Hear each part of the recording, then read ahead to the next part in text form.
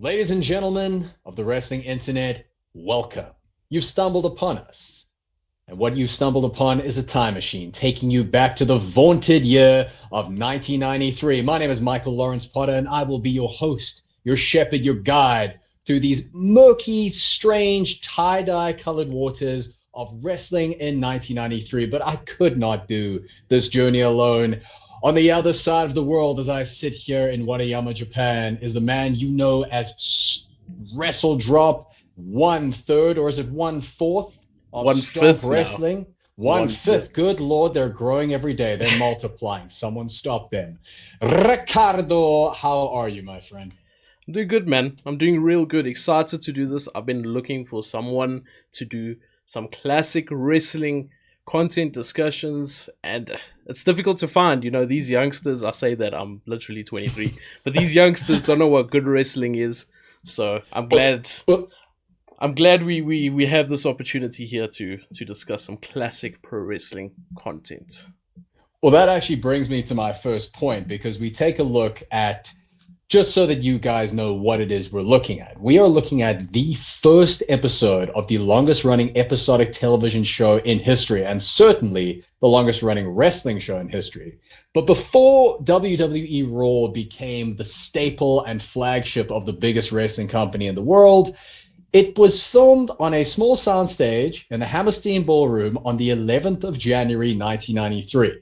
I would have been 5 months old, and I think Ricardo wouldn't even have been a glint in his father's eye. You are Definitely not. so you are so young that this is not even something you can possibly have nostalgia for.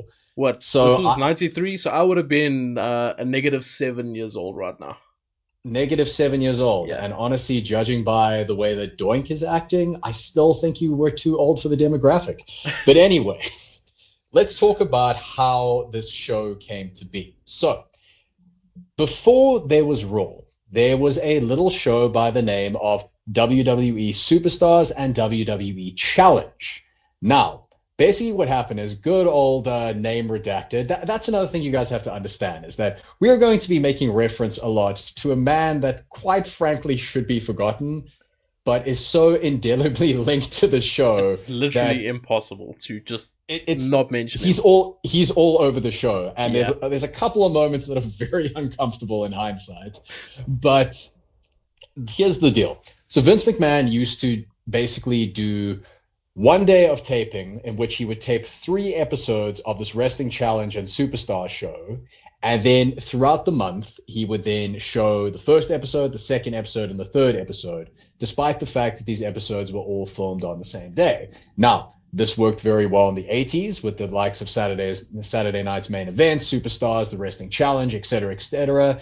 Usually a couple of squash matches, maybe one or two headlining matches here and there. But what happened is that viewership started to sag quite significantly with this show. This had a lot to do with the fact that we had a massive exodus of old stars, the steroid scandal, The which steroid obviously scandal. rocked things quite a bit. Yeah. But quite frankly, the perception of wrestling had just gone down in the perceptions of many households, not to mention the ratings were starting to flag. Then the USA Network executive took Vince aside and basically said, listen, buddy, if the ratings don't start going up, we're going to have to take you off the show. You are going to have to come up with something that is going to bring these ratings in. And much like the rest the USA Network had with exception to its long-running programs and the Westminster Dog Show, I'm not kidding, they would broadcast a lot of live sports. And Vince McMahon was then given pressure to now broadcast live matches as opposed to these pre-taped ones.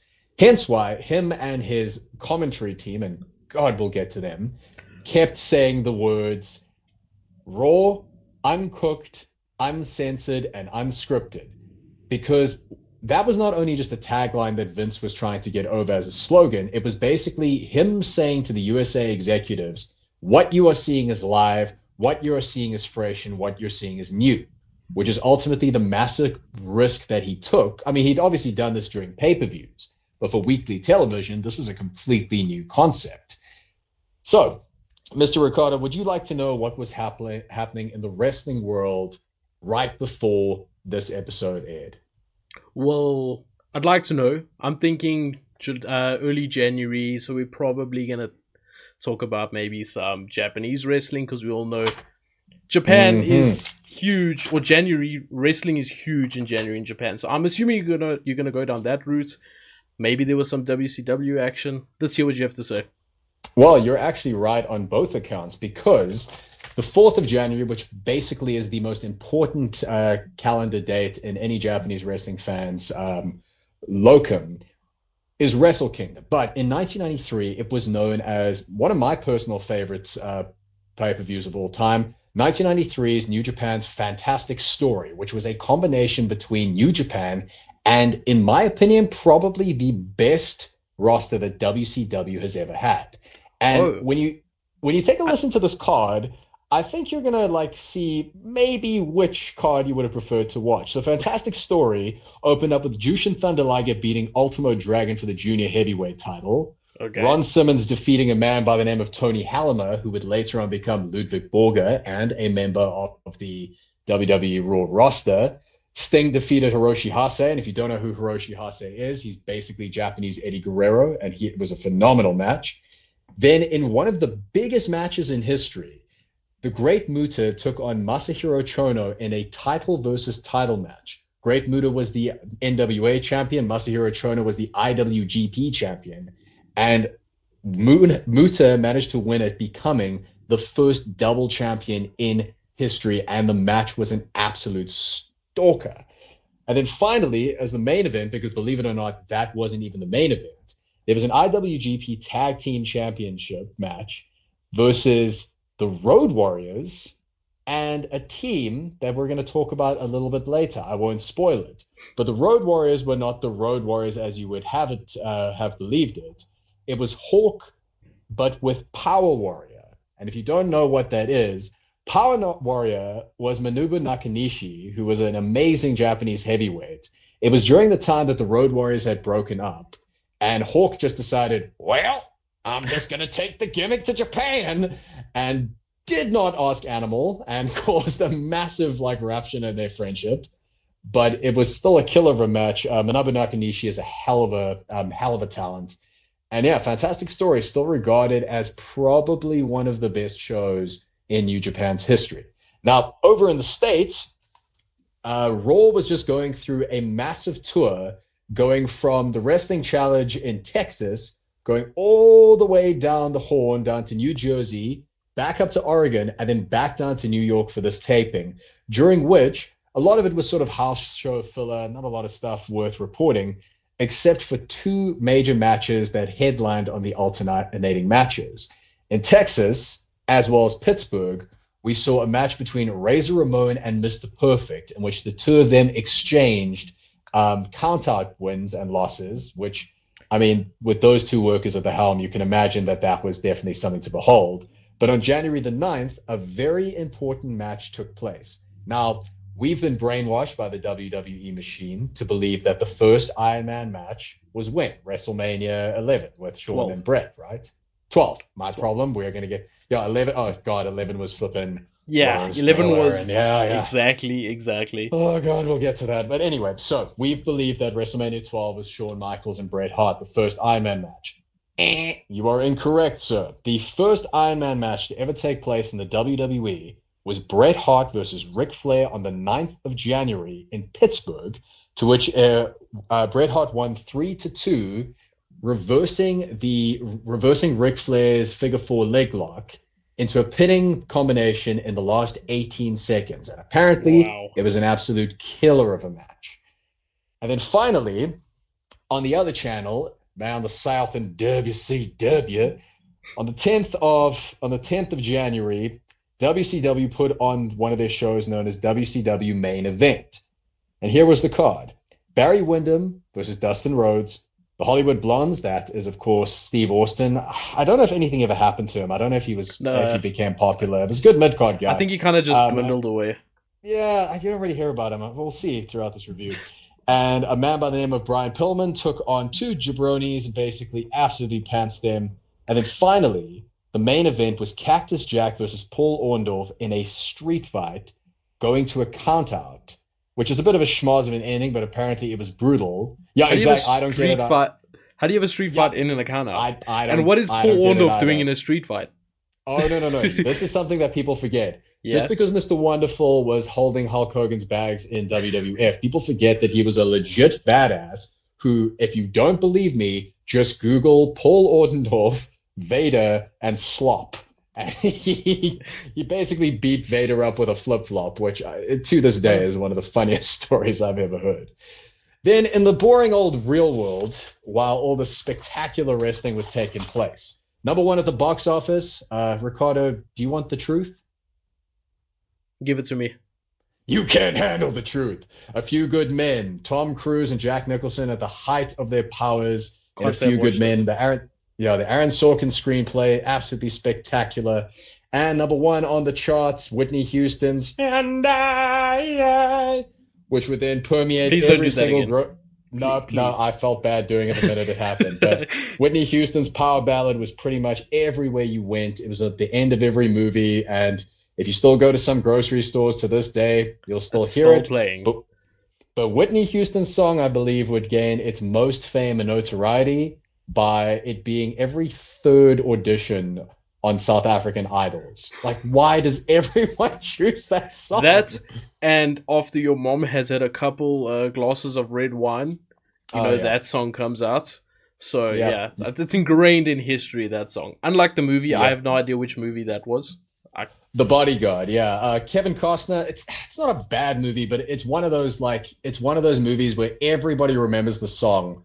No one remembers that movie. It's been completely lost to time. Sorry, Kevin Costner, but like it's true. You're gonna go on to do better work. Don't worry. Okay. So then let's take it to where we start our journey. Now that we have built the world, now that we know where we are and what we're doing, we're at the Hammerstein Ballroom. And I am going to let you tell us, what do we open with, Ricardo? We're not at the Hammerstein Ballroom, by the way. We're in the same building. We're at the same building as the Hammerstein Ballroom, but we are we're in the Manhattan Center, but the specific building is, I'll find it for you right now. Give me the Grand Ballroom. Oh my God. So Hammerstein, this was on the 7th floor of the Manhattan Center. So Vince McMahon just lied again. The Hammerstein Ballroom was actually, I think it's like one of the lower levels.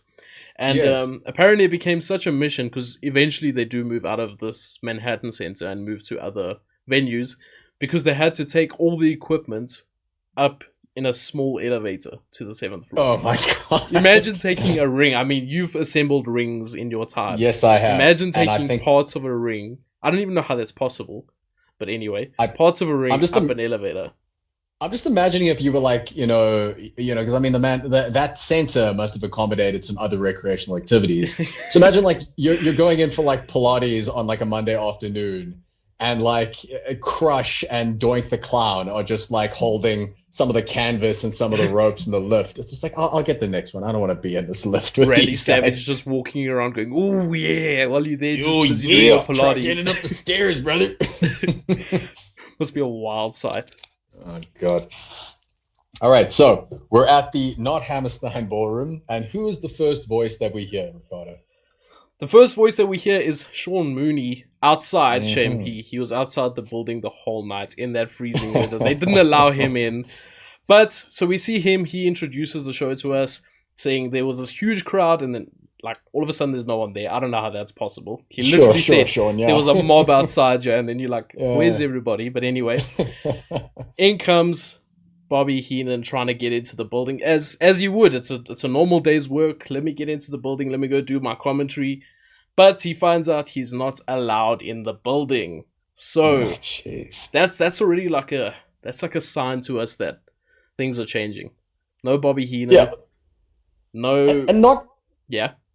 And not for the best, because I mean, you think about like the start of every good TV show. Like you think of something like Breaking Bad, that opening scene where it's Walter White in the desert driving with the Winnebago. Immediately, you're asking yourself, "This is exciting. What's happening?"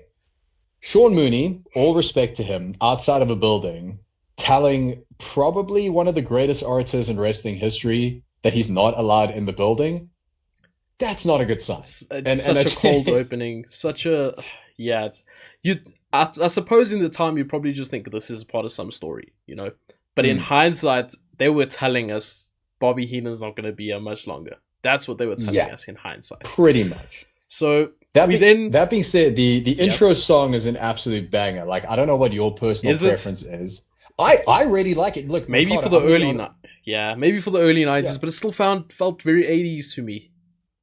Well, you know, like everyone knows that like the decade when it starts is always kind of like it's kind of got the lingering leftovers of the previous decade, and you'll see that with the fashion sense and some other things that have permeated the show, which is like baffling, because if you take a look at some of the charts, you look at the windbreakers, you look at the neon, and you think to yourself, Nirvana and Alice in Chains and Korn like were out at this point. How the heck are we still dressing? It was such a weird like which way do you want to go? Do you want to be 80s? Do you want to be 90s? And then you like meet in the middle, and it's like, you seem confused. That's kind of what strange. This was, yeah. But me personally, I really like the intro. For me, I don't know what your personal preferences are, but like how I would tier the intro songs would be Across the Nation, number 1. Beautiful People 2. This third, and everything else kind of falls below that. That's just me personally. I don't really have like a list. I don't know the names of the songs, I'll be honest. I hear it and I'm like, that is iconic. That is my childhood. Okay. You know, but yeah, for me, it works for the time. I don't know what all the like grayscale images were. I don't know if grayscale is the right word, but those like it's like X-ray type images. I don't know what that was about, but it's different. At least it's very different to what they were doing before. That's for sure. Because, like you said, the shows that they had before Raw were very still 80s centric. Yeah. You know, primetime wrestling, superstars, all 80s centric. Yeah. Which brings us to like the first issue with the show. It was probably Kevin Dunn at this point, but whoever was in charge of the sound mixing for the show needs to have a serious sit down and ask if this is the career they want to follow, because that opening intro with Vince, the siren. Oh, with the siren. Thank you. I siren. couldn't hear a thing. It was ridiculous, and so the opening shot starts off a packed out ballroom. We have Vince McMahon in the middle. We have Randy Savage on the left hand side in a beautiful lime green number, and on the right hand side, let me tell you about our esteemed guest, Mr. Robert Bartlett. So Rob Bartlett was a stand-up comedian, a radio performer, as well as an actor. Here are the 3 IMDb credits that he had prior to this job with WWE Raw. In Too Deep, which looked like something of like a sort of raunchy straight-to-TV comedy. What's Allen Listening To, which is all about a talk show of Steve Allen, and where he was one of the talking heads. And the third one, and I wish I was making this up, The Sex O'Clock News, which is not an adult film. It's just like a sort of raunchy, saucy film about people working at a radio station who have sort of wild sex lives. 3.2 on IMDb. It's not worth checking out, but no, I think it is. I think it is. Judging just by that name alone, I want to see what it's about.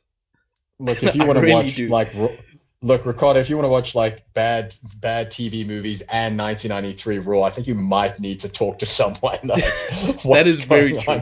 Raw is enough. 1993 Raw is the epitome of bad TV, but we'll get further into that now. This announcement, or not announcement, but this opening segment when they're all 3 standing there and the sirens going off in the background, you just think to yourself, this is absolute chaos. Already, this is chaos. Already. And I suppose that is the vibe they wanted to go with, you know, the live, anything can happen, uncut, uncensored, whatever they say. Uncooked. I don't know how I don't know it yet, because they repeated it like 20 times throughout the show. And then they'd even do it in sequence, like a little team. That was kind of cute. Where they go uncut, uncensored, uncooked. And I'm like, that's so cringe, guys. Come on, you grown men. You're getting Randy Savage to play along with your little game, Vince. Come on.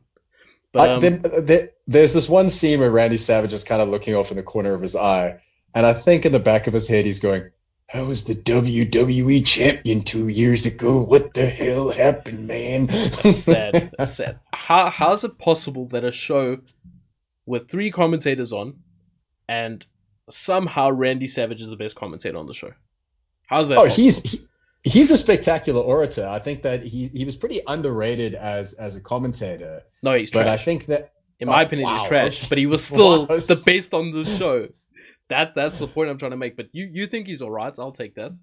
Oh, well, in the words of Jim Cornette, he stole the show, but given the state of the show, it was petty theft.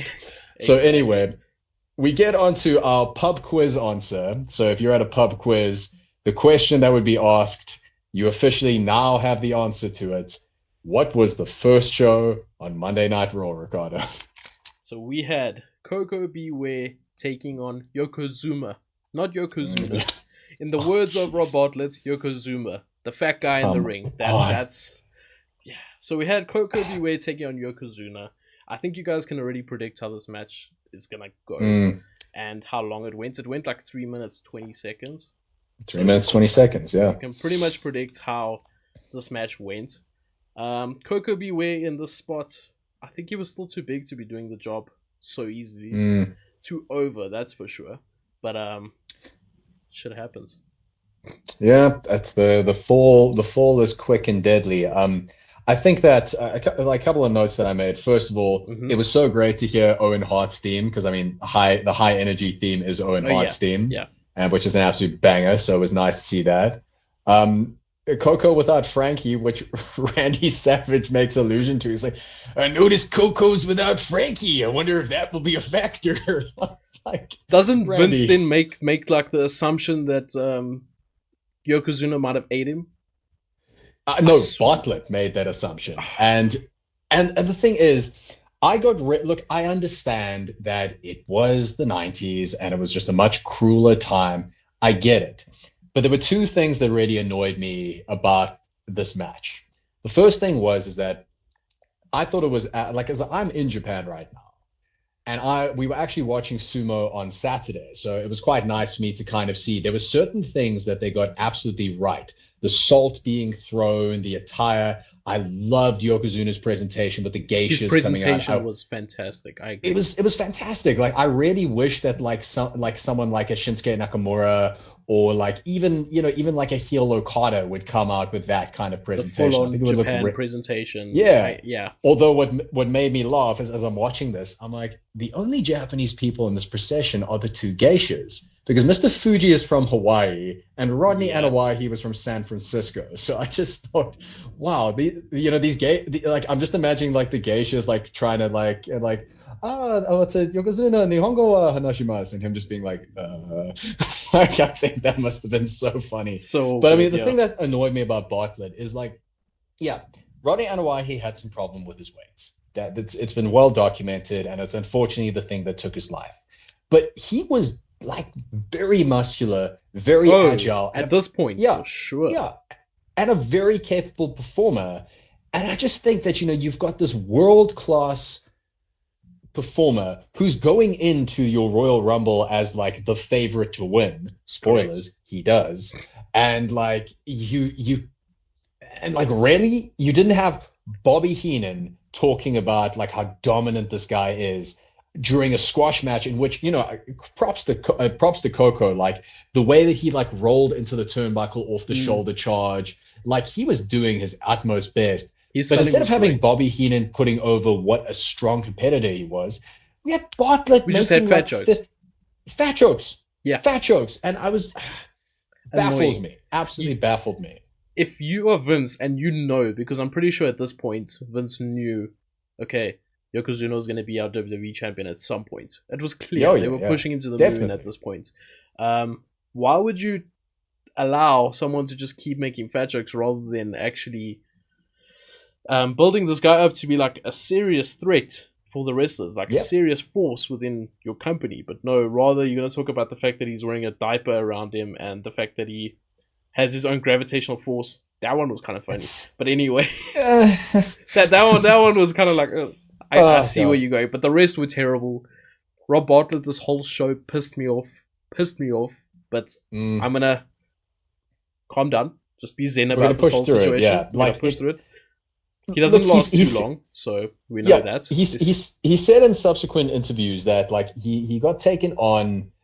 He went on the show because his son was a massive wrestling fan, and he thought it would be cool to help him out, which is a really sweet story. But that story then, I mean, I'm not going to tell Rob Bartlett how to do his job. You know, he commented on the Raw, and I Someone didn't. should have.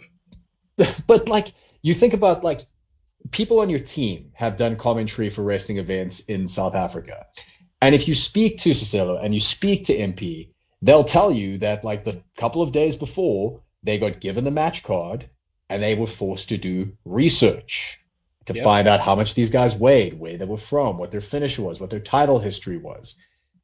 I mean, it baffles me that you think like Rodney Anawahi, this amazing wrestler with a good pedigree from the most famous Samoan dynasty. Like, really? Fat jokes? At least, if this was maybe the Max Moon match with Shawn Michaels, which we'll get onto, and he was making jokes about Max Moon's outfits, I'd be like, okay, he deserves it. Fair enough. Like, fair enough. He deserves it. But this is literally your future WWE champion or WWF champion. It's not just an anybody. He is somebody in this company. You'd think he'd at least get briefed on that, because maybe it's not all his fault. Like you said, Sigdelo and maybe MPKH would have been briefed on the wrestlers, briefed on the card, and had time to prepare. It's clear he had nothing. He was going in there blind. It just baffles me how that can happen. But whatever, we're just gonna let it go, and that's fine. So speaking of a somebody, we get over to the introduction of a somebody, someone by the name of Narcissus. And it is introduced by the way of Bobby Heenan, standing in front of what looks like where you would get your prom photos taken in 1994. Exactly that. Like just exactly. And it was annoying. And it was annoying just because, you know, Bobby Heenan's just one of those guys. He was the 90s and 80s and 70s version of Paul Heyman. That he probably got given that promo 5 minutes before taping, and Vince was like, "All right, Bobby, just go out there and cut a promo about how great he is." And Bobby just did it off the dome. And you could, 1 second, and you could tell that it was kind of like off the dome. Mm-hmm. And the promo wasn't bad, but it just wasn't Bobby Heenan. No, it was weird. Like you could tell that it was kind of just like him not going through the motions per se, but it certainly wasn't like prime Heenan in that, you know, he says his famous line about comparing ice cream to horse manure, which is obviously his very famous line that he's used. He used it with Nick Bockwinkel. He used it throughout the territories. He used it with Hulk Hogan. And it's a pity because, like, Lex Luger is one of those guys that... Oh, by the way, Narcissus is Lex I was about to say. like, all of a sudden we talk about Lex Luger now? What happened? Yeah. But, I mean, like, Lex Luger was, like, he was a hot commodity at this point. He had just come out of WCW. He had, like, you know, he had an amazing run there against the likes of Sting and Ric Flair. You know, he was coming off a hell of a run. And I think that in hindsight, the whole narcissistic gimmick is kind of a perfect fit for him because he, you know, he's a guy who's in love with himself and his body. And I mean, if you looked like Lex Luger in 1993, yeah, you would be. Like he was carved out of marble. But yeah, we'll get to that a little bit later. Kind of surprising that they were looking to bring in someone like Lex Luger, considering the steroid scandals and, you know, basically trying to get rid of Hogan slowly but surely, trying to get rid of the big guys slowly but surely, and move into the smaller new generation. But they're bringing in a guy like Lex Luger, who is literally an animal. Like if you look at him, he's a beast. So that's kind of interesting that they were still. Vince can't help himself, eh? He could not help himself but bring in a guy that looks like that.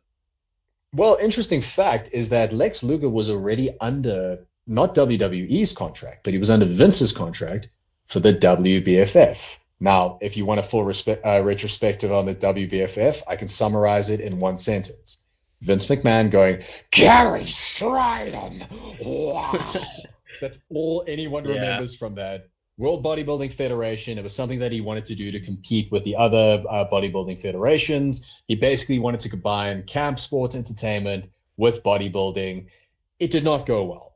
But the main guy that they wanted to have as like their centerpiece was Lex Luger. But right before their first big pay-per-view, Lex Luger gets injured in a motorcycle accident and has to sit out the whole WBFF. WBFF gets shut down, but now we have this absolute beast of a man under contract. What do we do with him? Debut him. And I mean, let's face it, Hogan kind of had one foot out the door, not only with the steroid scandal, but he was keeping an eye on Hollywood. And, you know, like WrestleMania 8, you know, him versus Sid, it kind of wasn't, it didn't turn heads as much as they wanted it to. Who would have thought? Yeah, it's not like we had Ric Flair and Randy Savage on the same card. Let's put Hogan and Sid. That sounds like great booking. That is peak Vince McMahon. Because, well, yeah, let me not even get into that because that's a whole other podcast. So we can spend 45 minutes on that alone. You can spend 45 minutes. I'd rather go outside and like feel the grass or something.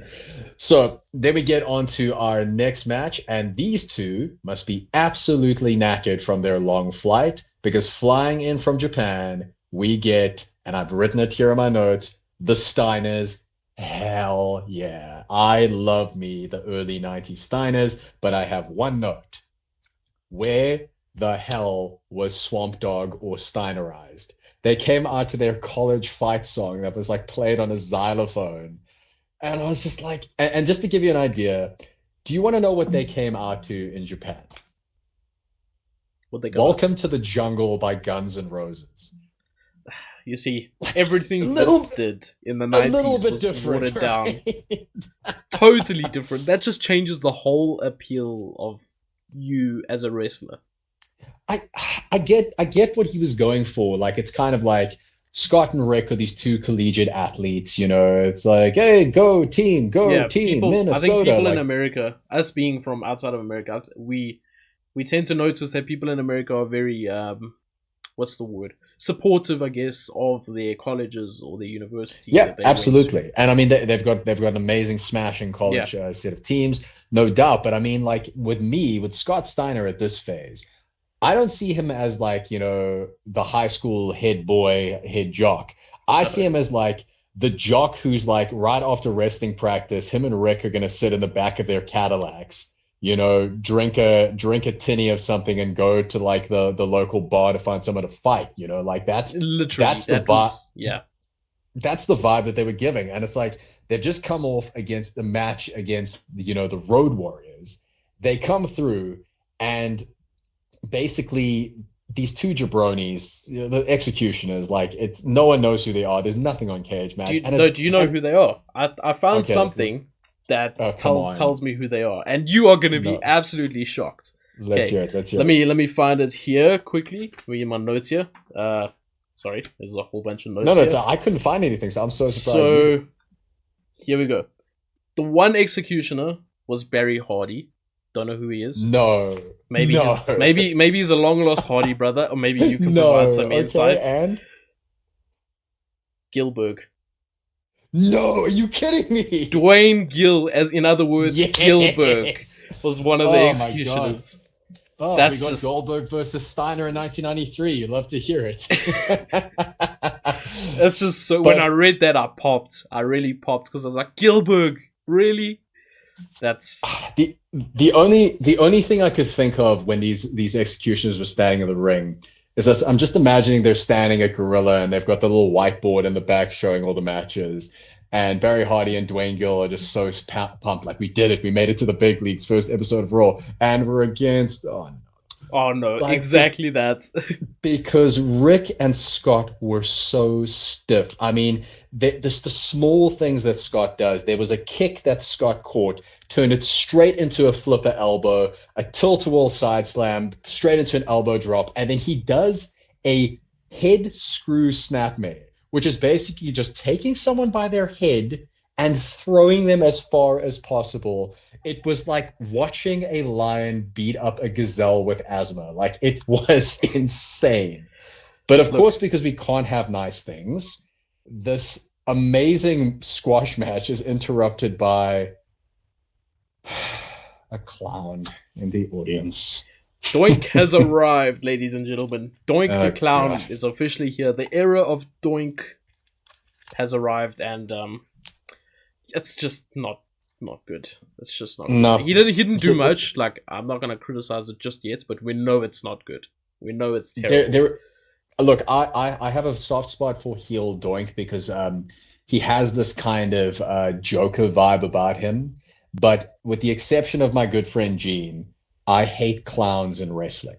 It's one of those things that if someone walked in on me watching Raw and Doink came on the screen, I would switch to porn so it would be less embarrassing that I hear someone what you're caught me saying. watching that. Yeah. Like it just makes you hate being a wrestling fan. But like no disrespect to Doink, no disrespect to the performer, but it's just for me personally, clowns in wrestling, especially during a Steiner match. I was like, come on. This is so So exciting. You don't need a clown running around in the crowd in the background. You really do not. so the tag is made, and then next comes Mr. Rick Steiner. And God help any person who is in his way. He does his clotheslines are so stiff. He does the spot where he chucks one of the executioners into a tree of woe and then spears him. Scott makes the tag, and then this. Okay, I've written 3 times that Rob Bartlett actually made me laugh. Out of the so like his hit average is about 1%. One of them was when the executioner powders out of the ring. Scott Steiner takes the 2 of them and does the noggin knocker spot, and he does the woo, woo, woo, woo, woo, hey there, Mo. He does the Three Stooges voice. That did pop me. I did think that was pretty funny. Uh, and then after that, double underhook suplex, Steiner bulldog, and that's the match. Did they not call that move a, what did they call it? Was it a Steiner? What a Did they not call it a Steinerizer? Yeah, that's Vince's catch line. What a maneuver! Did they not call it a Steinerizer or something along those lines, or is that something I'm making up in my head? Yeah, it's not quite the Steinerizer yet, but it will become that in the next couple of years. What's the difference? Yeah, I think it's just like people, it just becoming part of the zeitgeist. It's just people naming it. Okay, so it's just a time factor. Okay. If you ever want to hear it get called in New Japan, I think it was either Rossi Agawa or Fumanaki just going Steiner Rosa. It's one of the best calls you'll ever hear, man. So but then, yes, you were saying? I was gonna say the whole time while I'm watching this match, the only thing I can think about is these guys could, if they were like, if you took them then in the 90s and you put them in today's world, they could hang with absolutely everybody. Oh yeah, everybody. Their style. I just see the stuff that they're doing, and I'm thinking, you guys really revolutionized tag team wrestling, or wrestling in general in the US, because a lot of the stuff in the US at this time was punches, holds, locks, kicks, maybe a suplex here or there. That was, pro wrestling at this time in America. And then the Steiners come in and they're doing all these fancy suplexes and these, different types of moves. They're coming in there with the intensity and the fast-paced action rather than just slow, lock in the hold, do a couple kicks. So I think for me, they played such a role in changing the way the American wrestling world turned out to be. No kidding, man. No kidding. One of the best tag teams in the world, some of the best single competitors as well. And I mean, you take a look at Scott Steiner in this time, you can see it's like, this guy's going to be something. Yeah. This guy is going to be something huge. But then we get on to the next segment, and I had my first heartbreak of the evening. Now, I don't like to use the term MILF too inappropriately, but we're met with a gorgeous blonde woman who we're told is the aunt of Bobby Heenan, of Rob Bartlett, and he needs to come into the building. And my hopes were dashed when I found out that this gorgeous woman was, in fact, Bobby Heenan in disguise trying to sneak into the building. He fooled you, He had you fooled. Which did give me a proper chuckle, which I really did enjoy. What was also so funny is like when it reminded me of Southpaw Regional Wrestling, where they show the match graphic for Razor and Brett, and Bobby Heenan's still talking in the background because they haven't switched off his mic. It just made me laugh so much. Heenan was such a national treasure, man. He was willing to do absolutely anything. I've written here. I hope that Bobby Heenan, Scott Steiner, and the next man we're going to talk about, I really hope that someone gave them like a nice sort of ice pack for their sore backs from carrying the show. Yep. Because good Lord. And next we get on to, I'm not gonna lie, man. I got pretty emotional watching this just because I recently watched his Dark Side of the Ring. And he's, anyone who knows me knows that I've got a massive, massive soft spot for Kevin Nash and his partner in crime, Mr. Razor Ramon. And I wrote in my notes here, finally, a real star. And you just look at him and it's just, he is oozes confidence.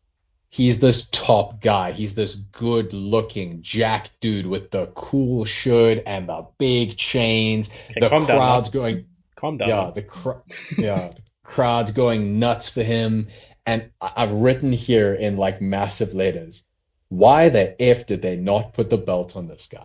Like, oh God, he was just something else. And this promo was incredible. Like, what made me pop, and I don't like to give him praise because, he's a monster, but Vince calling Razor a Johnny come lately just really popped me. I don't know why. Yeah. You're a bit of a Johnny come lately, wouldn't you say? And Razor just looks at him like, shut up, you dork.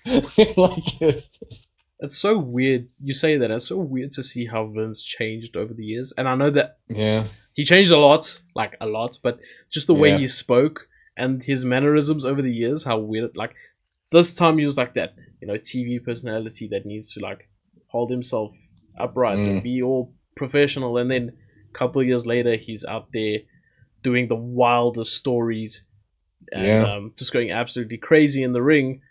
It's just weird to see how he changed. And then all of a sudden he became this guy that you don't even see on TV anymore, probably for the better. It's kind of crazy.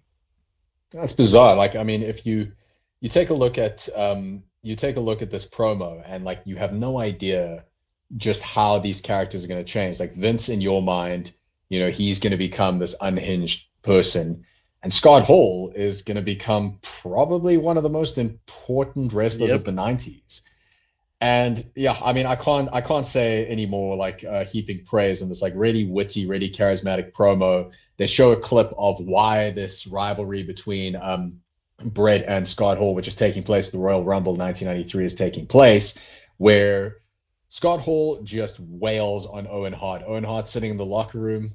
He's sitting on a steel chair, and Razor Ramon smacks him, takes a trash can, beats him over the head with it. Now, I did feel, I'm a big Owen Hart guy. I did feel for him, but I will be honest. The only thing I was thinking the entire time I was watching is, man, I want Owen Hart Zubas. Like, those pants are just delightful. Like, I need a pair of those right now. The one issue with the segment was the sound, the audio. Oh God, yeah. I don't know if it was Vince not holding the mic right, or if it was just the lack of like sound mixing or whatever the case is. But we could hardly hear Razor at times. You had to like really pay attention to hear what he was saying. And then when it came to the segment with Owen Hart, when they're showing that, you've got Owen Hart and an interviewer speaking. Can't remember who it was.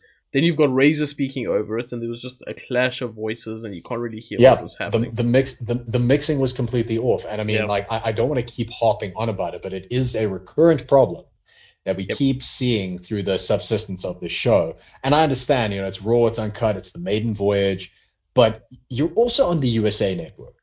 You're also like a nationally televised show. Yeah. Like, this is not no small time AEW. Nah, let me not go there. Oh, but wow. Let me not go there. Nah, I was only joking. Wow. God, okay. Wow. But one thing this match did do was get me excited for Brett and Razor. I've watched the match before, but I can't remember it. It's good. It's really, really good. And it's one of the reasons why one of the strangest stats in the world is the fact that Razor Ramon and Scott Hall, well, actually, that's not entirely true. I was about to say Scott Hall has never been in a Royal Rumble. Razor Ramon has been in a Rumble, but that is just a whole other story about... Yeah. It's tough. Let's move on to the only match that went past 3.5 minutes in this whole show, and that was Max Moon taking on Shawn Michaels for the WWF Intercontinental Championship. Now, you're probably asking, who the hell is Max Moon? Well, that's a good question, because who is Max Moon and where did he come from? I've never before this show I'd never heard of Max Moon ever. Well, he's got a very potted history. I don't know if you managed to find out who it was, because I have him. Are you ready? Go for it. Paul Diamond. Paul Diamond was one of the old rivals and even a tag partner for Mr. Shawn Michaels back in his old Texas days. But what you may not know is that Max Moon was earmarked for another talent, and that talent was Conan. Yeah, it was Conan's idea. Never mind. It was Conan's idea. Yeah. But I think Conan must have gotten some cold feet, because I think maybe being at that point, he was like a very hot star in Mexico. And I think coming to WWF, as much as it might have been a dream of his, maybe he took a look at the outfit and thought, no. I think he made the right choice in hindsight. Definitely. I think he made much more money in hindsight in Mexico. And eventually he went to WCW, so I think in hindsight he stood clear of the Max Moon character, and it was for the best. It all kind of worked out for him. Yeah. That being said, it has to be said, I clearly wrote this very late at night, because I just wrote Max Moon's song is a banger, and I haven't gone back to see if that's true. And I don't know if I was being sarcastic or not. It seemed cool. I don't know. I don't remember hearing it, so it didn't stand out to me. What I did realize was Shawn Michaels' theme was still the old Sherry sung by Sherry Martel. Where she's literally moaning in our ears, which yeah. Which I'm about to do my first controversial opinion of the podcast. I kind of prefer that version. This was in my notes. This was in my notes. HBK still has his song sung by Sensational Sherry, and I think it might be better. So we have the same opinion. My man. I think it might be better. And I think it fits who he is at that point, because his whole shtick is like, you forget how good looking Shawn Michaels was. You're like, wow, he actually does look like an actor. He looks like a movie star. Yeah. And and just like, can't say the same now, but yes. Hey, look, age comes for all of us, bud, and especially if you're a Caucasian like I am, like sooner or later you just end up looking like a Christmas ham. Like you get all pink and the hair goes. It's a whole thing. The eyes go.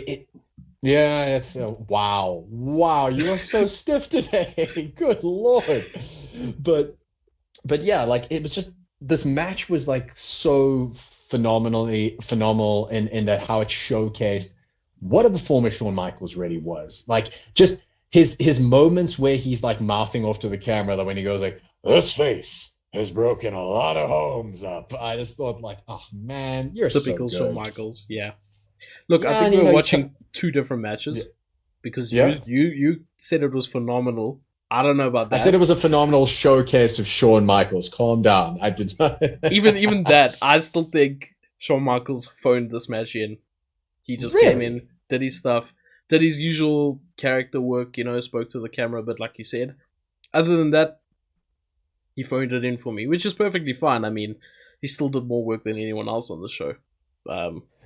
It's so funny you say that, because I mean, I've got my notes here that like I felt sorry for Paul Diamond, because some of his moves were like really quite innovative. Like I mean, I was taking a look at like how he used to like hit the turnbuckles. I'm trying to think of. I'm just seeing my other part of my notes here. Like the schoolboy to the headlock, the Irish to the back elbow. Like it was really something. And the other one was the splash into the running senton. I mean, there was like a lot of stuff. I enjoyed Max Moon. There was like a lot of stuff that he was doing, and you think like if you just had like Paul Diamond in some black trunks, long flowing hair, this could have been like a really cool match. And I'm surprised that I was able to keep any sort of cognizance of this match, because Bartlett starts doing a Mike Tyson impression, and like, when your friend makes a joke and it's kind of funny, but then they just keep doing it. He just kept doing it. And like, oh God. And you know what's bad about this joke? Okay. This is Mike Tyson from prison, apparently. Okay. Yeah. We know why he went to prison. Let's just say him and Vince have something in common. So it just makes the fact that he's laughing about this in hindsight so bad. It So was bad. unbelievable. It was unbelievably uncomfortable, and it completely detracted from the match. And I know that this is probably every single historian makes this point about this match, but I mean, we're going to make it anyway because it has to be said. Really strange to see the sweet chin music as a transitional move. Yep. Because the teardrop, I mean, you said it on Stomp Wrestling a few months ago. There was a little video that you made of it. I think it was a reel where you're like, did you know that Shawn Michaels' finisher was the teardrop suplex, which is basically a back suplex. It kind of looked a bit like an angle slam. That's the whole time I was looking at it. He does turn it towards that direction. It's not just a full backwards. He kind of does do a little twist, which kind of makes it look half like an ankle slam, but very different though. Yeah, it's one of my favorite moves to use. I used it on Steez last month. Like it's one of those easy moves. It looks very explosive, and it's very safe. And it's just so funny to think like Shawn Michaels is like, you forget that he's a suplex guy because you think of him with kicks and flying. Like, exactly. It's really odd. How do you execute? Speaking of, you said you executed that move. How do you execute that move without like literally crotching the dude? And I never said I didn't. Oh, okay. You gotta crotch a dude sometimes. Yes. So now we have finished up with the match portion of the show, which brings us to, I really can't decide whether I loved this or hated this. The promo sections of the show. First of all, the smooth jazz playing in the background was just exquisite. I don't know who was in charge of the music, but it basically the big question that was being asked between Shawn Michaels and Marty Jannetty, his ex-tag partner, was Sherry Martel. Whose side is she going to be on? Shawn Michaels or Marty Jannetty? And you know what? I've got to say, Marty Jannetty's promo was not bad. Lots of babyface fire, lots of positive energy. Yep. But Shawn Michaels, as an arrogant, cocky, flippant heel, you can't beat it. I loved him. I thought he knows exactly who his character is. He's this good-looking dude. That's himself. That's the thing. He's being Shawn Michaels. He's not playing a character. Yeah, good-looking dude, dressed like a stripper. He's got the belt. When you watch this, like, there are so many tricks that I use as a heel that I use, and I'm just like, yeah, that's it. You know, it's the same. You can see MJF, you can see Christian, you can see so many guys who took influences from promos like this. And it's exquisite. I mean, it just tells you everything that you need to know about this character. He will steal your girl, he will steal your title, and he's doing better than you. Like, of course you hate this guy. Of course you hate him. Why would you like him? Exactly. Yeah, absolutely. So then we get on to Mean Gene in the studio talking about all the contestants of the Royal Rumble. And the 1993 Microsoft PowerPoint transitions are just so great. That's exactly what I thought. I'm like, I've done this as a presentation before for school. That's what I thought to myself. It's like it's the small things like the fade in and the fade out and the rotating, the sound effects, like the little like do do do do do do do. I was like, wow, this was definitely 1993. There is no question about this. But really, a lot of different competitors. We don't have to go through all of them, but there were a couple of promos that did take my interest. First of all, I'm very excited to see Genitrio Tenryu. For those of you who don't know, Genitrio Tenryu, an absolute powerhouse from New Japan. And he's not going to do much in the Rumble, but the fact that they had Tenryu on their card in 1993 is just so bizarre. Ted DiBiase's photo killed me. I'm changing just the open mouth smile, I'm changing that to his avatar in 2K24 like tonight, like just because it just makes me laugh. I forgot he was still around during this time period. Yeah. An interesting fact about Genitrio Tenryu, he had just defeated Riki Choshu in like a retirement match. Now So he's he going like to a random Royal Rumble where he's going to get eliminated fairly, well, not fairly quickly, but he doesn't last too long.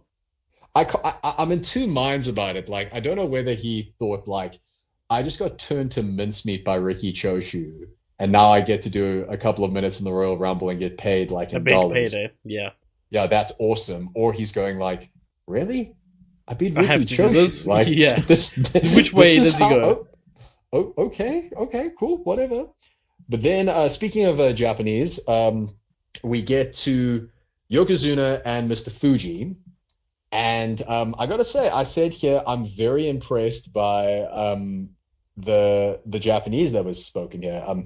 When they said "oskere," that's something that you say before you Considering start. none of them are Japanese. Excellent. Yeah, no, they did pretty well. But I was very impressed with his pronunciation of that, and it's a strong promo. Mr. Fuji putting over how strong and vicious his Yokozuna is, which is good because God knows, like, the people in commentary didn't do that. And I have to correct Mr. Bartlett on something. One of his lines that he said is, apparently there isn't a word in Japanese for leftovers. And you are incorrect, Mr. That's actually Bartlett, kind of because the funny. Japanese word for leftovers is nokorimoro. So suck on that. You learn something every day. But Yeah, there you go. that was a funny joke, I'm not gonna lie. Yeah, but it's He has fine, like you know. one or two funny ones. Also, another one that I missed was I forgot to mention in the Shawn Michaels match, just while we're talking about his jokes. When we came back from the break, he was like, during the break, Max Moon or Shawn Michaels was chasing, either one of them was chasing the other guy with a knife. He pulled a knife. Pulled a knife out. Yeah, that did pop me. That was kind of I was funny. like, why? Where would you come up with that? And Vince was like, "Oh God, no! I'm not so sure about that. Yeah, that was great. But yeah, we had a promo from Mr. Perfect. Basically, his normal 5 points of everything I do is perfect. I'm the most perfect performer, and it a very similar feeling that I had when I was watching Razor, of just, you had this guy. class. Yeah. Why is the belt not around his waist? Like, I think Yep. when people talk about like the best performers who never held the belt, I think Mr. Perfect, Razor Ramon, Jake the Snake, Ted DiBiase are always going to come up. And I think seeing Mr. Perfect in the state, when he's healthy and he's jacked, and you think, damn it, man, why? This was the time. And that new generation era was the time. And I think like it's also just so funny hearing someone being threatening in a Minnesotan accent. It's really quite a parallel that I enjoy. The only thing I could think of, because I know it's coming when watching the Mr. Perfect promo, was the Mr. Perfect Ric Flair match that's coming up. In the next couple of weeks, and I was like, I remember that match, so that's the only thing I could think of.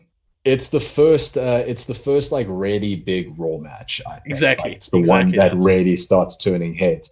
But I have to say that it was so funny listening to Mean Gene talk about WrestleMania 9, because it's like someone talking about something before a horrible accident takes place. It's kind of like, oh no. was WrestleMania 9 the Hulk Hogan getting involved? Yeah. Was that 9? Yeah. Okay. I always confuse that with 9 and 10, because obviously the main event was the same, right? Yeah, coming to you live from Caesar's car park, baby. Yeah. It's gonna be a whole thing. So, some of the big names that were in that they announced for the Royal Rumble were the likes of Ric Flair, Jerry Lawler, who, let's not forget, said he would never ever go to the WWF, and look at him now. Anyway, Mr. ended up being a long-time employee of the WWF with a few firings in between, but well, I mean, like, I think that there was also a period where it started out where Memphis, the Memphis territory, USWA, started working with Vince McMahon during this time, where he would send a bunch of the talent. Yeah, he started sending talent to the USWA. Couple of interesting facts about that was Papa Shango fought for the world title, which is very interesting. And it was one of the first times that we saw Bret Hart as a heel since the 80s, and probably the first time that we saw Vince McMahon as a heel in the Memphis territory.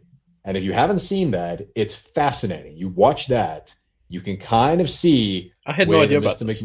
Yeah, you can kind of see where the Mr. McMahon character was starting to come through. So Jerry Lawler kind of went from like a very staunch anti-Vince proponent, but when the Memphis payday started drying up, all of a sudden, Yeah, money talks. you Money gotta you gotta talks. attach yourself to the side that's winning. He recently actually they chose not to renew his contract for the first time after like 30 years and being with WWE on and off. So I think that was more of a mutual decision, though. His health hasn't been the greatest, so Yeah, to be fair, like I think that he's been a stoic performer. I I never know how to feel about Jerry Lawler. Like, I think when I watch his old Memphis stuff, I dig it. I love his feud with Kaufman. great But stuff. We yeah, actually need to great. talk about that one of these days. I'd love that. Yeah, we'll do an episode about that. But yeah, what I hate is like almost every Attitude Era pay-per-view. Puppies. The minute you're just like, oh, Yeah, God, it's like it that's just the only ages you. thing. When in truth he's such a good talker, such a good Mm. wrestler. Didn't he wrestle like every single year for like 35 or longer than 35 years? It was a long time. You He betcha, wrestled man. every You year betcha. until like 2022 or something like that. Before He's his he's one of the greatest veterans of all time, and that's the thing. crazy. He's one of those guys that even though I may not like always like his work, I mean, you think about the fact that him and Jerry Jarrett broke in Jim Cornette. They Yeah. broke in what so many good talents came through Memphis. Not to sound hyperbolic, but without Andy Kaufman, I don't know if we get Logan Paul or I Bad hear what you're Bunny. saying. Yeah. Like it was I a don't know if Vince huge angle. McMahon gets the idea to bring in Muhammad Ali, to bring in Mm. what was her name now? The crazy woman. Uh, girls just want to Oh, have Cyndi fun. What's her Lauper. name? Yeah, her. Cindy Cyndi Lauper, Lauper. yeah. All Yes, those people. I don't know if he gets that idea without yeah. that. There's an old saying in wrestling where it's like if you hear anything crazy, the chances are it happened in Memphis. Exactly. It's the same thing as like when you're in a screenwriter's room, you have to kind of always check a script to see whether or not the Simpsons have already done it. In the same way, with wrestling booking, you got to see, did Memphis do it? I know Yeah. that Steve Eden, he does a lot of ideas from Memphis. But I have to say, I felt very disappointed and angry, and I wanted to ask for my money back for WWE 2K24 after seeing that the Bobby Heenan dressed as a rabbi DLC has still not been added, and I'm furious about this. Bobby Heenan as a rabbi Yeah, was that's not something I thought exquisite. I'd see when I clicked on the very first episode of Monday Night Raw. Was Bobby Heenan doing his best rabbi cosplay? It's a pretty good. He's got a pretty good Brooklyn Jewish accent. I was like, that was pretty good. Are you And surprised? again, it just makes you angry because you think like, why is he not on the show? Like, this is what you came up for, Bobby Heenan. Well, to be fair, Heenan was planning on sitting at home doing nothing after his WWF deal ended. Yeah. His plan was to go home, spend time with his daughter, because that's specifically what it was, and do his thing in life. But then WCW came calling. It wasn't too far from where he was staying. It was like an hour's Florida. drive. Yeah. I think it was even on the way or past his daughter's university she was going Oh, to. come on, it's right So there. Yeah. it all just lined up for him, and he's like, "Let me take the payday from Oh, good old Vinny. Bischoff." Yeah. So that's what happened. I mean, I guess in hindsight, he wanted to leave as well. It wasn't just WWF shutting him out. Well, happens to the best of us. But then, of course, we get to. Oh, by the way, I put a I put a note here. It's so uncomfortable when Vince McMahon starts like perving on the ring girl, just with modern context. You're just like, oh no. You're like, It's just oh, not a no. good look. Just Oh, so I not a hate good look. this. Like, it All three of wasn't them are fun. just there on the commentary table, just absolutely perving over this woman. God, it was And then super wait, uncomfortable. it's not even this episode. It's future episodes where they get a slightly larger woman let's not even Yep. get onto that. Yep. Then it, Yep. yeah, Mm. we move. We got a little 1993, segment when they look back on Kamala turning on Kimchi. Why they would call his manager Kimchi, don't know. But Just don't know. They just and found it random. Reverend Slick coming to his aid. I think a couple of things. Like I made a couple of notes about this segment. The first one is you forget how tall Slick was, because I think Slick always stood next to these giants that he managed, but he was like nose to nose with Kamala. And Kamala's a giant. And Kamala's huge, so you're kind of like, wow, Slick was really tall. That was the first thing we did. So it was Kimchi, and I think it was, God, what is his name? The little weedy guy.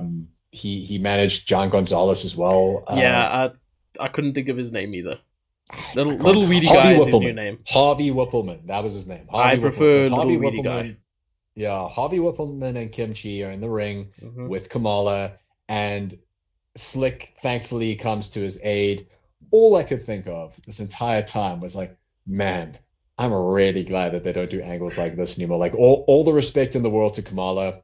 He was a good performer, but that gimmick just would. You are so salty. Just asking, was he really? I respect for the dead and respect for your elders, but the entire time that I kind of look at it, I just think, you could not do this gimmick today. There is just absolutely no way. Absolutely not. That is for the right reasons. Even when Apollo Crews did the Nigerian gimmick, and people were just like, "Nah, this is not it."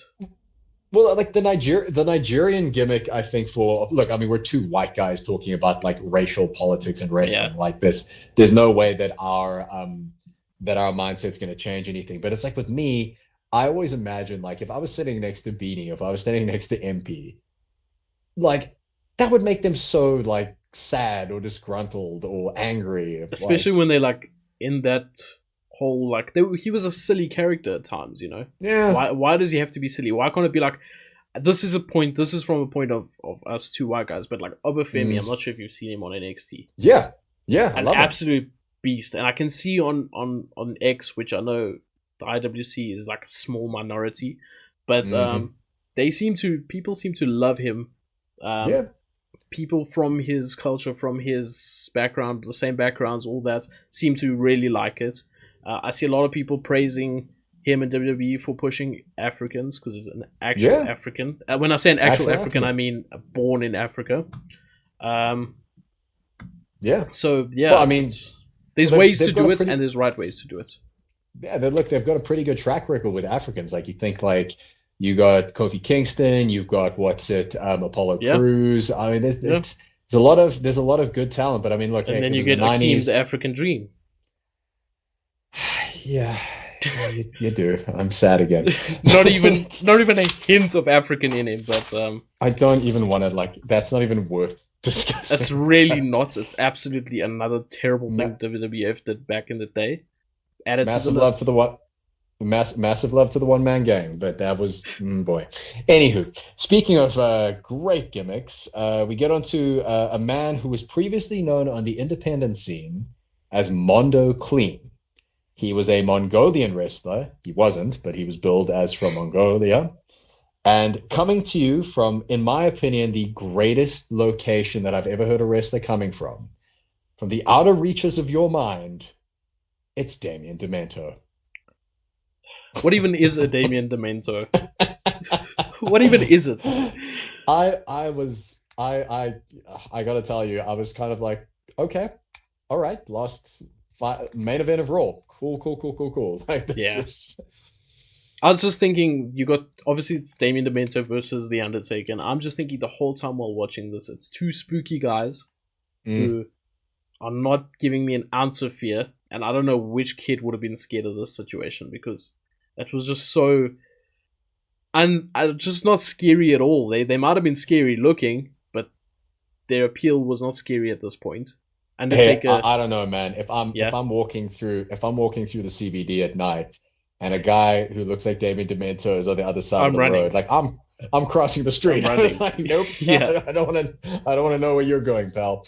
But okay, so there was another line. It was one of the few lines that made me laugh from Bartlett, which was when he said, "Get your hair out of your face. You got such a pretty face," to the Undertaker. I was like, that is Yeah.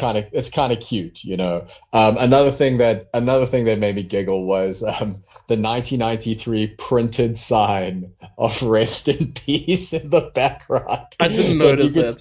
I need to go you back could and just check tell that. that this was like printed off of like whatever word processor was around in 1993, and I just thought that How'd you must have guys cost survive back like in the day?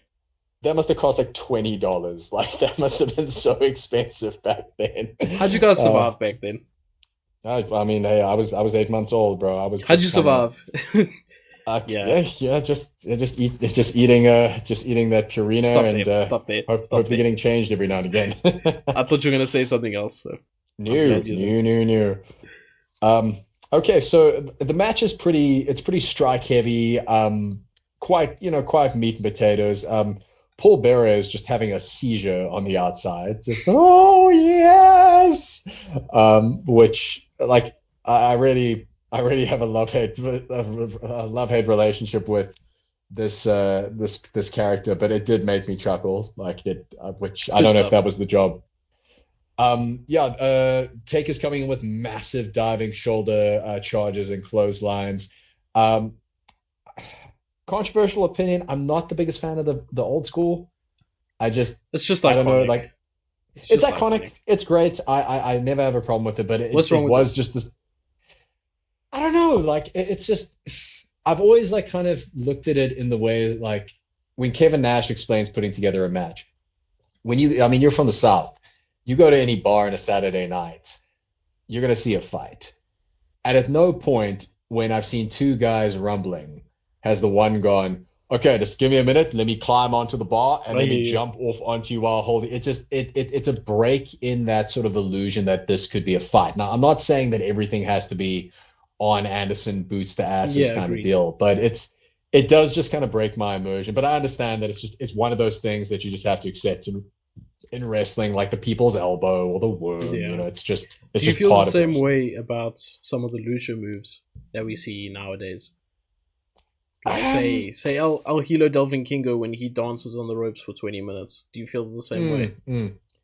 I think that Lucha's a little more. I'm a little more accepting of Lucha because I think there is a very sort of tongue in cheek. Yeah, This is a performance, and I'm going to watch a very good performance. agreed. And I think that I'm able to kind of Separate the two. just yeah, I'm kind of able to separate my fact. But like if I was watching like a hardcore NWA match from like '87, Yeah. like and Dusty and Flair are kind of going at it.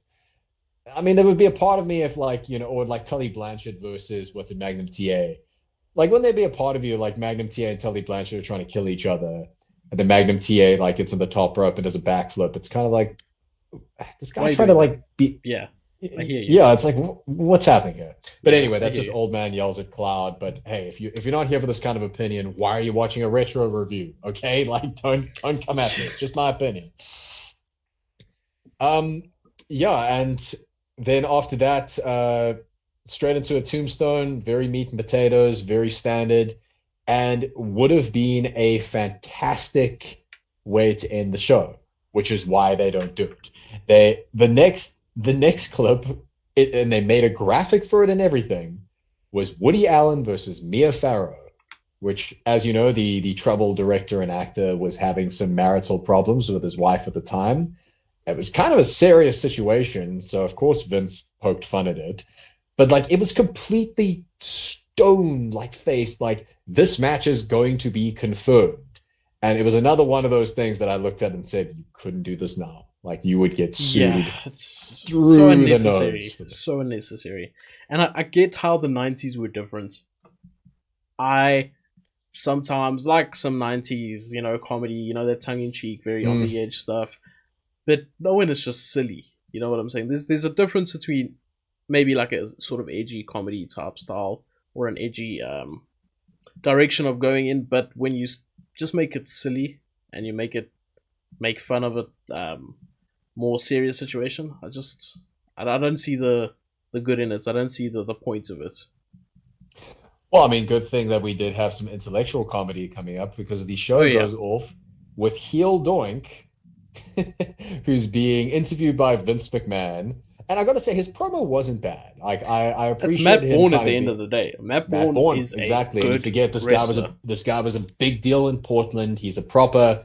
If you watch his Dark Side of the Ring, he was a very fractured individual, talented but quite tragic. Yeah, He cuts a hell of a promo, and then we get Crush with one of. I don't know if this line was terrible or great, but I've written it down anyway, which was, "Let me tell you something, brother.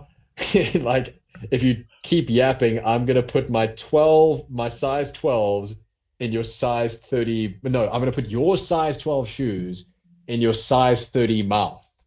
Which terrible. yeah, What does you that see what I mean? mean? It's like What does that mean? I don't know whether it was good or bad. What does that mean? And then What is a size 30 mouth? What is even? I Yeah, don't know. I don't know.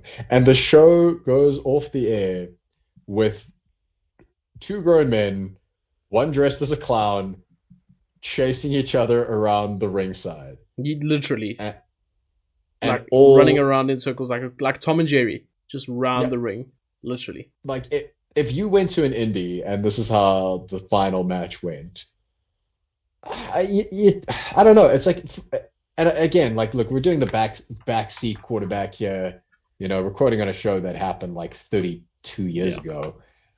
But it is this thing of like, you had Razor Ramon, Shawn Michaels, Mr. Perfect, The Undertaker, all on the same card, and the Steiners, like, and this is how you that's booked how it, you end like, this. yeah, no, man, it's just it was. I'll give it to you like this: if I was sitting with my mates who don't watch wrestling or Yoko, and this came on, I I'd don't be know if they're embarrassed. coming back. I'd Yeah, be I don't know if they're embarrassed. coming back to my house. Like, I think Yeah, maybe like if you call them and say like, hey, let's come watch the Rumble at my place. I don't know. I think you might get blue ticked. I think yeah, that they're might not be the end of the answering your friendship. call. You're gonna be Yeah, I feel lonely, like, no friends, single. All you'll have is Doink and Crush. That's all you'll have. gosh. R.I.P. for both of them, by the Yeah. way. But that isn't exactly how the show ends, because we do have No. Bobby Heenan finally finishing his story, finding his way into the building as the show ends, and Adrenaline in my adrenaline in his soul. soul.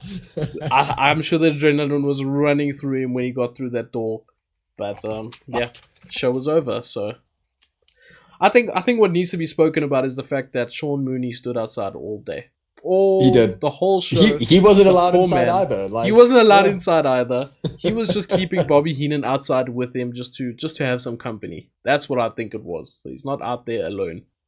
But Do you think that Sean Mooney also got kicked out, but he was like doing that thing where he's like, well, I'll just wait with you, because I'm a nice person. But I'll like make really, myself it was useful like, outside. Yeah, yeah, but like really, he had actually also been kicked out as well. yeah, Like, yeah, yeah.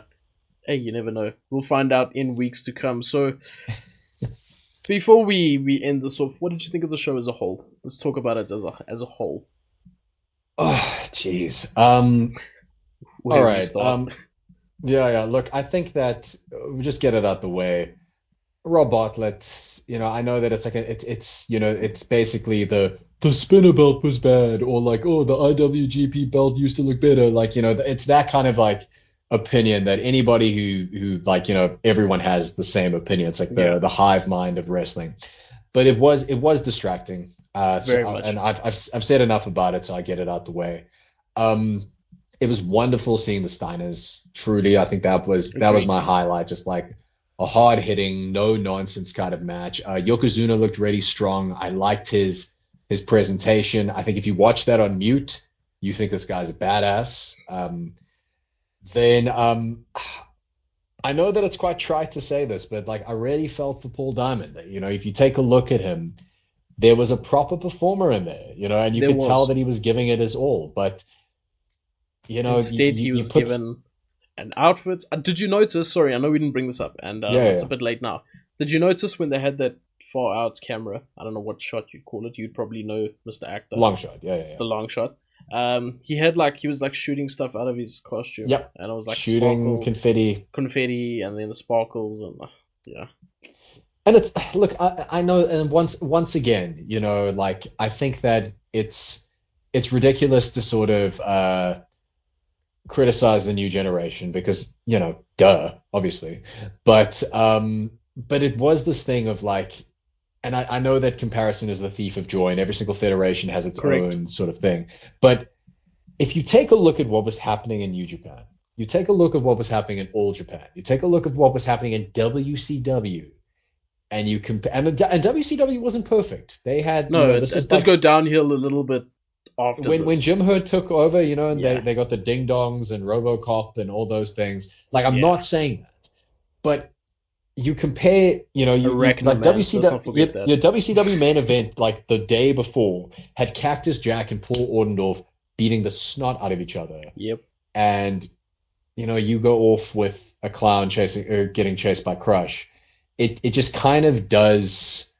It As kind of your does first tell you what show, you need to know. To highlight As your first- everybody. as your This is first what show. you're gonna see every week. That's As your what you first told them. show. Come on. It's Where's kind your of like- WWF champion on your first show? Where is Bret yeah. Hart? Like, is he? Yeah. Where's your tag team champions? Show people who maybe have never seen this. I don't know what the Yeah. dynamics were like back in the day. I suppose people were more accustomed to what's on TV, so they probably knew about the WWF simply because that's all there was to do. I'm gonna be Sure. real. Yeah, you had 5 channels, yeah. Yeah, you had your 5 channels. But come on, just show something. Show a bit more. Show a bit more. And let's not forget, no women's division at this time. I don't even think there was a women's title at this time. It was a Lunger Blaze. It was a Lunger Blaze with the title looking very. I don't think that was yet though. I think that was still to come. Maybe I might still be coming. wrong. Yeah. The women's division in this time is very strange because It's made up of 2 people obviously at this time. Right now. Yeah. Where we are. Sherry, because it wasn't a. And Luna Vachon. Sherry Luna Vachon. What's it? Medusa's going to come in a little bit She's later, going to come in. And what's so strange is like during this period, like, and I mean, I said the same thing with Genichiro Tenryu coming in, that the women's division is going to be very similar in the sense of that, like, just 1 week they just have Bull Nakano, just like one of the greatest female wrestlers of all time. There were even talks that Manami Toyota could have come in. Like, it's just it blows my mind that could have been a possibility. The early 90s was a very interesting time. Very, very. Vince was under real pressure. This was the worst performing time in WWF history. Bret, let's not forget, Bret is famously the lowest drawing champion in WWF history. WWE champion or the main champion. Excuse me, Diesel. Hello. Okay, it might be Diesel. I think statistically Bret is still, but that might be due to the lack of. Obviously, Diesel had more in your house pay-per-views and stuff like that, so that might have driven up his number. I think we're gonna have to do some homework on that because we'll come back to that next week with some homework. Because I've always heard that it was, and I'm the biggest Kevin Nash fan, but I've always heard that it was good old Mr. Diesel. He was one of the worst at the time, but drawing as in numbers, who knows? Yeah, we'll do some research. How could you not want to buy the Royal Rumble after watching Doink chasing? No, we're done. So, yeah, the show was alright. No, I'm lying to myself. The show was terrible. Rob Bartlett ruined it for me. I'll never forget his Mike Tyson impersonation, and not for any good reasoning. No. I'm so glad he disappears after a while. And, yeah, in hindsight, big mistake. Big mistake from Vince. I think Vince just wanted someone to make him laugh next to him. That's all. Genuinely, I don't think it worked because there's a period where Vince looks like pretty annoyed. Like, I would also be if I had to hear him talk the whole time. I was annoyed watching the show. What's the clown's name? Is it Dork? I'm like, oh god. No, but even Vince couldn't even remember the name properly. He needed Randy Macho Savage to tell him. Yeah, he needed Macho to tell him. Yeah. Well, I don't have much else to say about this first episode of Raw, other than I had fun doing this podcast. That was probably the best part about this show, was actually talking about it afterwards. And as much as it frustrated me, it was good fun talking about it. No kidding, man. And I think that one of the cool things about this era is that, you watch like really good proficient wrestling. I mean, how, if we were watching like All Japan in the 90s, I mean, how many times can we really say like Mizawa and Kobashi have a match? It's amazing. Exactly. It's like, you know, but exactly. plenty to talk about in this era, and we Plenty hope to that complain those about. of you who are, yeah, I hope those of you who are watching and listening, you're going to come back and you're going to hear our descent into madness as we get closer and closer to the new generation and the strange landscape of wrestling that we find ourselves in. For sure. And I think if you guys are still listening to this point, then we know you really either suffered your way through this or you really enjoyed it. Let us know. So our plan is to go through the Raw reviews, go through the weeks of the Raw reviews, and then sprinkle in some other stuff. So let us know down below what you guys want to see us talk about, say, every third week. Let us know in the comments, or if you're on Spotify, if you're listening to this on Spotify or wherever else, then come hit us a DM at Stomp Wrestling, and then let us know what you guys want to hear us talk about. Maybe it's some WCW stuff. Maybe it's All Japan stuff, which I know Mr. MLP here will be able to talk about for hours and upon hours. I myself don't have much of a grasp on that era of wrestling, so it'll be more of like a learning experience for me. And let us know down below what you guys want to hear from us. I'll take you through the savage land, my friend. So you can find me at What's Potting. That's WHATSPOTTING. Come and say howdy on Instagram. And until then, we'll see you next week as we head on off to the second episode of Monday Night Raw. Bye, guys.